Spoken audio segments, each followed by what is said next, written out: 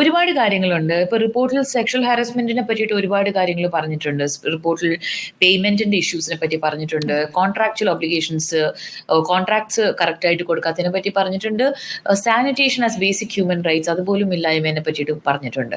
Basically നമ്മളൊരു ഇൻഡസ്ട്രിയിൽ അല്ലെങ്കിൽ ഒരു തൊഴിലെടുത്ത് എത്ര പേടിയോടെയാണോ ജീവിക്കുന്നത് അത്രയും പേടിയോടെ ജീവിക്കുക എന്നുള്ള പ്രവണതയിലാണ് കാലാകാലങ്ങളായിട്ട് സ്ത്രീകൾ വർക്ക് ചെയ്തിട്ടുള്ളത് എന്നുള്ള സത്യമായിട്ടുള്ള ഒരു കാര്യമാണ് പുറത്തു വന്നിരിക്കുന്നത്.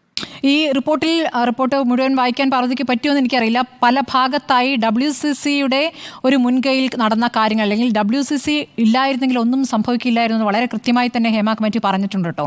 പലയിടത്തായിട്ട് WCC പുകഴ്ത്തിക്കൊണ്ടുള്ള അല്ലെങ്കിൽ നല്ല വാചകങ്ങളുണ്ട്. WCC വന്നതിന് ശേഷമാണ് ഒരു വാട്സപ്പ് ഗ്രൂപ്പ് ഉണ്ടായത്, സിനിമയിലെ പെൺകുട്ടികൾക്ക് പ്രശ്നങ്ങൾ പറയാനൊരു വഴിയുണ്ടായത്. നിങ്ങൾ പറഞ്ഞതുകൊണ്ടാണല്ലോ ഈ കമ്മിറ്റിയിലേക്ക് തന്നെ എത്തിയത്. പക്ഷേ എത്രത്തോളം തടസ്സമാണ്, നിങ്ങൾക്കൊക്കെ വലിയ വില ജീവിതത്തിൽ തൊഴിൽ നൽകേണ്ടി വന്നിരിക്കുകയാണ്. സിനിമയില്ലാത്ത സാഹചര്യം വന്നു. WCC അംഗമായതുകൊണ്ട് സിനിമ ലഭിക്കുന്നില്ല എന്നുള്ള കാര്യം കൂടി അതിൽ മൊഴിയായി വന്നിട്ടുണ്ട്. അപ്പോൾ അതൊരു പ്രധാനപ്പെട്ട വിഷയമാണ്. ഇതടക്കം പരിഹരിക്കും സർക്കാർ എന്നാണോ മനസ്സിലാക്കുന്നത് പാർവതി?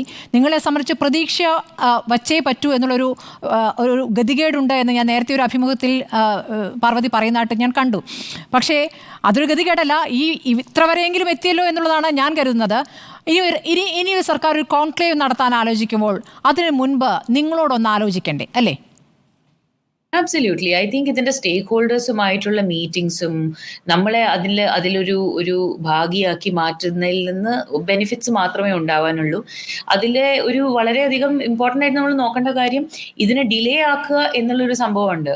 ഇനിയും ഇത് ഡിലേഡ് ആയി പോണെങ്കിൽ വളരെ വലിയ രീതിയിൽ ജനറലൈസ്ഡ് ആയിട്ടുള്ള ആക്ഷൻസിൽ നിന്ന് നമുക്ക് ഇതിൽ നിന്ന് ബെനിഫിറ്റ് കിട്ടാനില്ല എന്നുള്ളതാണ് എൻ്റെ വ്യക്തിപരമായിട്ടുള്ള ഒപ്പീനിയൻ.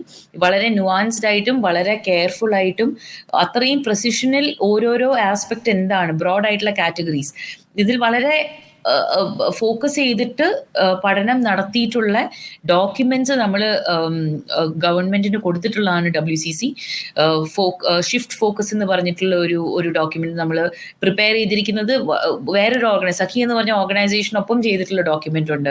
അതേപോലെ സിനിമ പോളിസി എന്ന് പറഞ്ഞ് നമ്മൾ ക്രിയേറ്റ് ചെയ്തിട്ടുള്ള ഡോക്യുമെന്റ് മന്ത്രി സജി ചെറിയാന്റെ ഇൻവൈറ്റിൽ കൾച്ചറൽ മിനിസ്റ്ററിന് നമ്മൾ കൊടുത്തിട്ടുള്ള ഒരു ഡോക്യുമെന്റ് കൊടുത്തിട്ടുണ്ട്. സോ ഈ കഴിഞ്ഞ കുറെ വർഷങ്ങളിൽ ഏതൊക്കെ രീതിയിൽ നമ്മളെ ഇൻവോൾവ് ചെയ്യാൻ ശ്രമിച്ചിട്ടുണ്ട് ആ സമയത്തൊക്കെ നമ്മൾ വളരെ പ്രാവർത്തികമായിട്ട് ചെയ്യാൻ പറ്റുന്ന രീതിയിലുള്ള ടാഞ്ചിബിൾ ആയിട്ടുള്ള ആൻസേഴ്സുള്ള ഡോക്യുമെന്റ്സ് നമ്മൾ കൊടുത്തിട്ടുണ്ട്. നമ്മൾ ഗവൺമെന്റിന് അത് ഏൽപ്പിച്ചിട്ടുണ്ട്.